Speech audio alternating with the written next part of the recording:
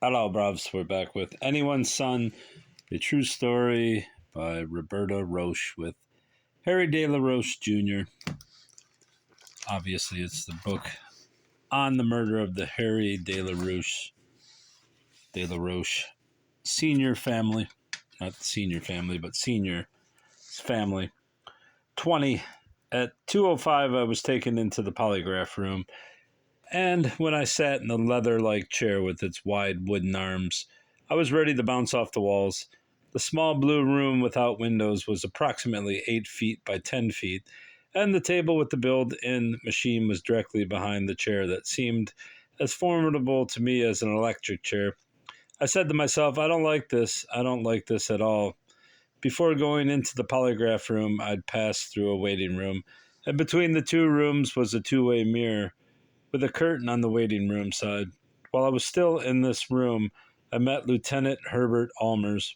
He was a fairly stocky man with balding brown hair and brown sideburns. I didn't know he was an officer, and I didn't know at the time that as a polygraph operator who'd majored in psychology, he'd given close to a thousand tests, but I felt he was using psychology on me even in the anteroom where we discussed the polygraph test and where I was asked to sign a paper that was on the table. It was a form to indicate I was taking the test voluntarily, but nobody read the paper to me, and I didn't read it myself. I would have signed anything that day, and I had no knowledge of the law. Weeks later, when I read this form after my mind was clear, I saw what I had signed. I also learned what I should have known before I took the test. This is the form I signed. Bergen County Prosecutor's Office consent for polygraph examination. Place Prosecutor's Office, date 11/28/1976. I voluntarily agree to take a polygraph, lie detection, examination to be given to me by Herbert H. Almers of the Bergen County Prosecutor's Office. I also authorized the Bergen County Prosecutor's Office to disclose both orally and in writing the results of this examination. I fully realize that I have the right to secure the advice of a lawyer or legal counsel before I sign this form or submit to this polygraph lie detection examination. I also realize that if I cannot afford an attorney at this time, the state will immediately secure one for me, but I waive these rights. I realize that anything I say during this examination may be held against me at a later date in a criminal proceeding. I also realize that I may remain silent and say nothing. During this examination, I know that I may leave at any time, and in no way can I be forced to stay. I have no objection to taking a lie detector test, and I do so voluntarily. No one has promised me anything, threatened me, or in any way forced me to take the test. I do it of my own free will because I have nothing to hide. Signature of person examined. This examination was concluded at 4:02 p.m. On the above date, having submitted myself freely to this examination, I reaffirm my agreement as expressed above. During this examination, I was well treated, and I knew that I could leave at any time if I so desired. I also certify that there were no threats or harm done to me, or any promises made to me before or during the entire time I have been with any law enforcement agency or officer, either in connection with the examination or the signing of this form. Signature of person examined. My main recollection of the lie detector test is being strapped in the chair with my back to the machine. The intricate machine with its needle heads registers changes in blood pressure, respiration, pulse, activities of the sweat glands, drug usage, and emotional disturbances. All reactions are recorded in waves or lines that go up and down on the chart that passes through the polygraph machine. As questions are asked and answered, after the test, the operator, who's behind you most of the time, interprets what the lines indicate. When I was set up and ready to begin, I was told it was very important to keep my arms very still as I placed them on the arms of the chair. My left arm got a blood pressure cuff, and I felt my pulse and blood pressure increase as soon as it was attached.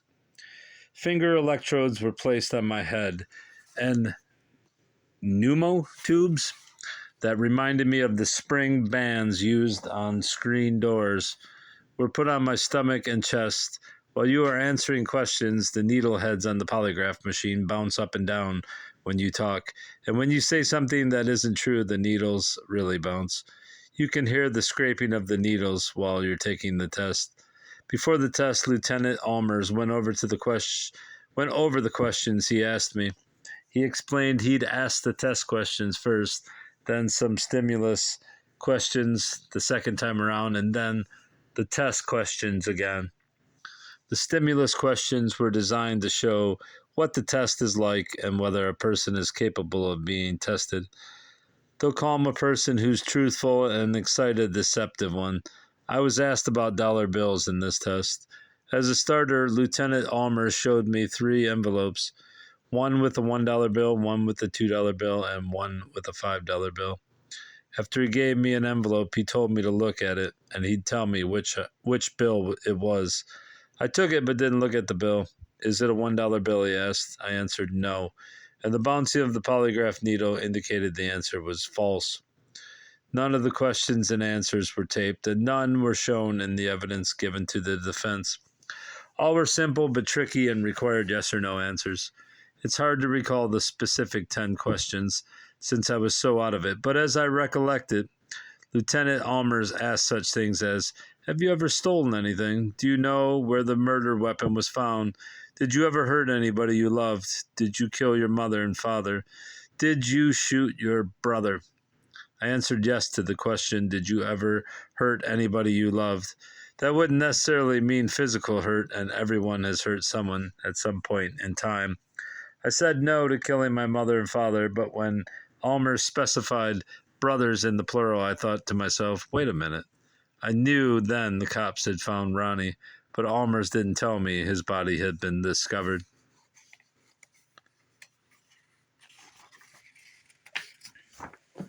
For the rest of the time in the polygraph room, the atmosphere seemed hostile and full of a lot of psychology when, as I recall it, the operator ran religious stuff like, God is a forgiving father, and it's a better to confess.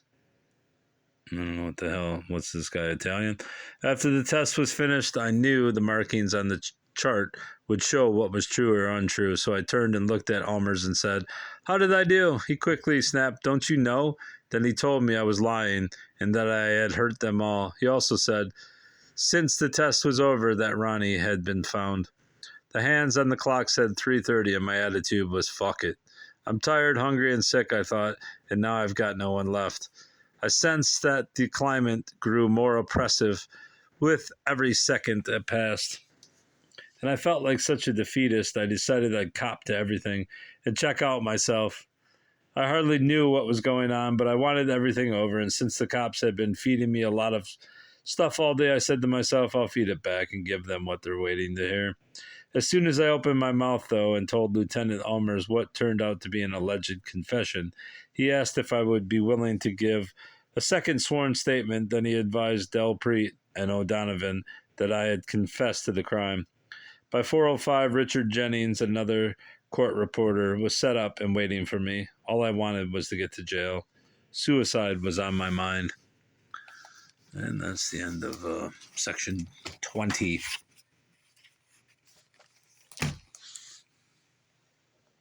Goodbye, bruv.